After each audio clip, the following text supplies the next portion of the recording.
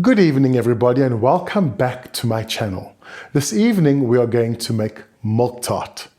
So I've always made milk tart and I've always made a really good milk tart, but my crust, my pastry was always very bad. So about 2 weeks ago I went online and I read up about why my pastry was soggy. And it said that if you don't want a soggy pastry, you need to use an enamel pan. So I'm using enamel pans. If you want this milk tart to work, you have to get enamel pans. If you don't know where to get enamel pans, there's a link on the video at the bottom right now. I searched quite a bit. They're quite expensive. This place is not expensive at all. And I know the website looks a bit dodgy and like they're not going to deliver, but they delivered and I bought quite a bit of enamel and it's amazing. So let's get going. So I'm going to start by preheating my oven to 220 degrees Celsius and then I'm going to line my pans. So I'm going to spray them and I'm just going to set them aside while I prepare the pastry.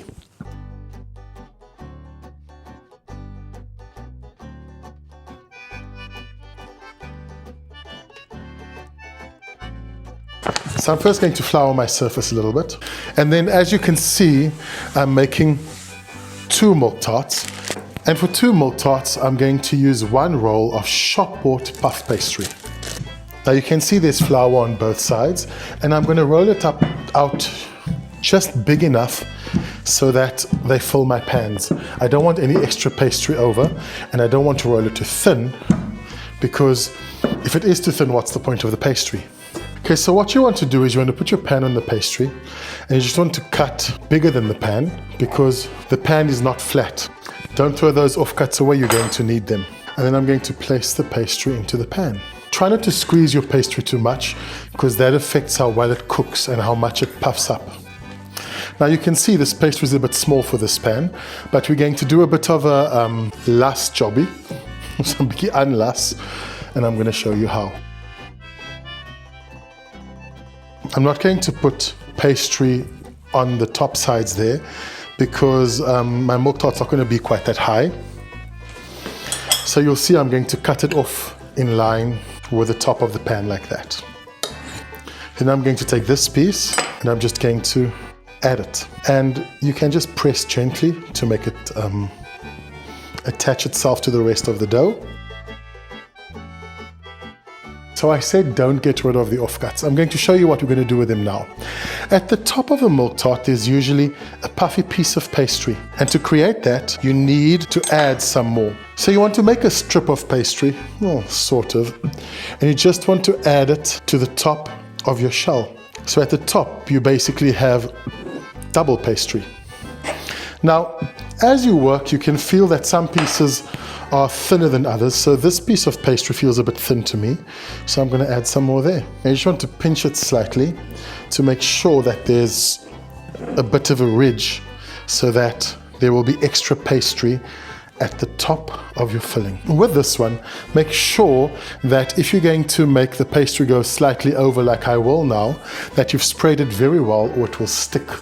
And I'm going to do exactly the same thing, but with this pan it's easier, because with this pan you can put it over the edge like that.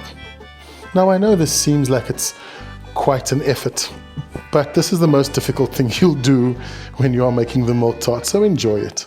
Take your time, it can be quite therapeutic. Here's my pastry shell, and I'm going to put the 2 pastry shells aside. So let's start with the filling. So I'm going to start by throwing 800 milliliters, approximately 800 milliliters of milk over quite a big piece of stick cinnamon.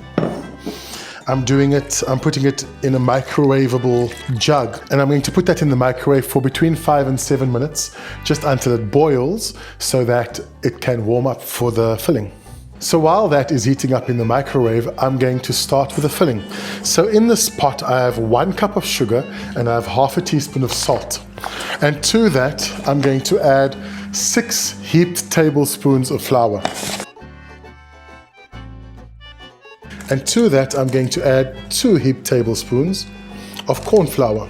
And this is how I ensure I never have any lumps in my milk tart or in my white sauces. So I kept 200 milliliters of cold milk aside, and I'm going to add that to my ingredients in my pot, and I'm going to mix it with a whisk. Most recipes say that you need to add your flour to hot milk, but my experience has been that if you add your flour to hot milk, you get lumps. Okay, so if you have a look in the pot, you can see all the lumps are gone. That's why a whisk works beautifully. And now we're just going to wait for the milk in the microwave to heat up. So when your milk comes out, just remove the skin. Then put your pot with your cold milk mixture on the stove and turn up the stove to, you can start with quite high heat. Add your milk and stir. So the milk tart needs to cook over low heat, but I started off medium-high so that it can just start cooking, and as soon as I feel it start heating up, I turn it down to quite low heat. If you're going to start on a high heat, you want to keep stirring to prevent it from burning and to prevent lumps from forming. Okay, so I can feel it starting to stick at the bottom, so I'm going to turn the heat down. Once it starts thickening, you want to cook it for about 5 minutes until it's well cooked.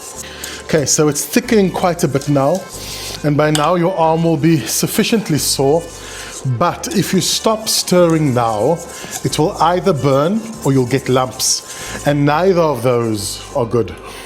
So when your milk tart is cooked, you want to remove it from the heat, and then you want to add 4 tablespoons of butter. Then you want to mix the butter into the milk mixture while it's hot. Once you have mixed in all the butter, just set it aside to cool down a little bit. And while it is cooling down, we'll prepare the eggs. We're going to start by separating the eggs. I'm going to separate the whites into the mixing bowl, and I'm going to just put the yellows into a cup. If you can't separate it like this, on YouTube I saw a little hack for separating eggs. So you crack them all into one bowl. Be careful not to break any of the yolks when you do that. And then you use a bottle, like a Coke bottle, a 500 ml Coke bottle or 500 milliliters water bottle, and you squeeze it slightly and you just lift up the egg yolk into there. And then you're going to use a mixer to beat your egg whites until stiff peaks form.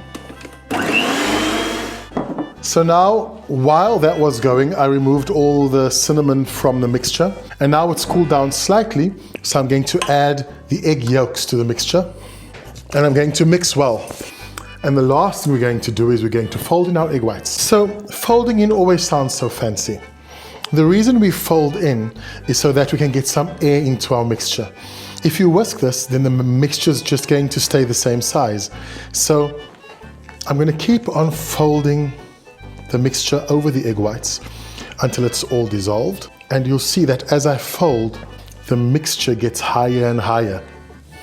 And as soon as the egg whites are gone, you stop. And then all that's left to do is to pour your pie filling into your pie. You want your milk tart to reach the top of your pastry. Now this is going to go into the oven for 20 minutes, 10 minutes on 220, and after 10 minutes I will reduce the heat to 200 and then 10 minutes on 200 degrees Celsius. So the milk tart is finished. It's been 20 minutes. I'm going to remove it from the oven. Now for those of you who have never baked milk tart before, you might think that this is a flop. It's not. It comes up like that, and about 10 or 15 minutes later it goes back down. The milk tarts have been sitting for a couple of minutes, and I'm going to remove them from the pan soon. But before that, making milk tart is a very, very personal thing.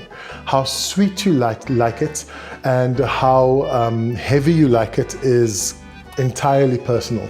So my suggestion to you would be to make the milk tart like the recipe says. But if you might like a lighter milk tart, then use less flour and maizena. If you like a heavier milk tart, use more flour and maizena. If you like it sweeter, obviously use more sugar. And if you like it less sweet, use less sugar. But other than that, you can leave the recipe exactly like it is. So, for me, the ultimate test of a good milk tart is, can you remove it from its pan? So let's see if I can remove it from its pan. Yes, I can. If you look at the bottom, you can see it's cooked all the way through, And if you would like a milk tart with a nice crispy crust like that, you will only ever achieve it if you get yourself some enamelware. So now all that's left to do is to add a little bit of cinnamon to the top. So once you've taken it out and it's slightly cool, just sprinkle some cinnamon on top, and then the milk tart is finished. Now, shall we cut one, Sean, to show them? Let's cut one. And hopefully it's not too warm to cut, but let's cut a slice. So, and there you can see what it looks like on the inside. That's your traditional milk tart recipe. I hope you enjoyed it. If you enjoyed the video, please like it. And if you enjoyed my other videos, please subscribe to my channel. Thank you very much for joining me again, and I will see you next week with something new. Have a good evening.